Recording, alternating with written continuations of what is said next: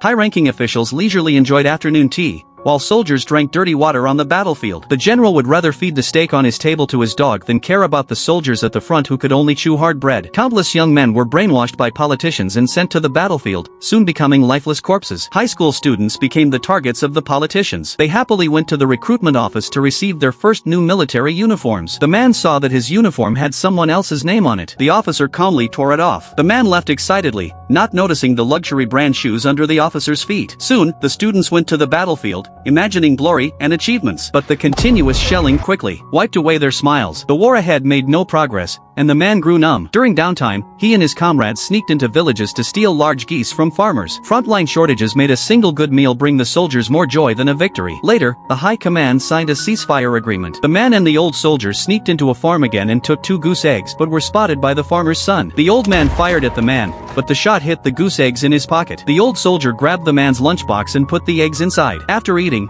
the old soldier went to the toilet, only to see the farmer's son. Gunfire rang out.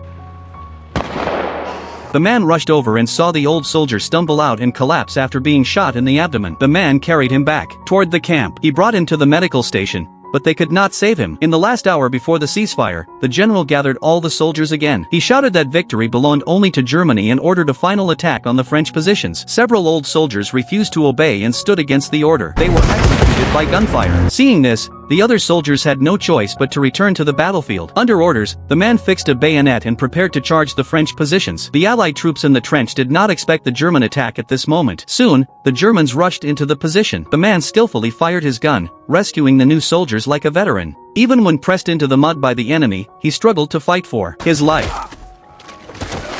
He and another soldier fell into a bunker but then pulled apart, no longer attacking. If they survived 15 minutes, the war would finally end. At that moment, a hidden soldier struck the man. When the ceasefire bell rang, the man forced himself out of the bunker. Those eyes that once shone with hope for the future now reflected only the lonely edge of death.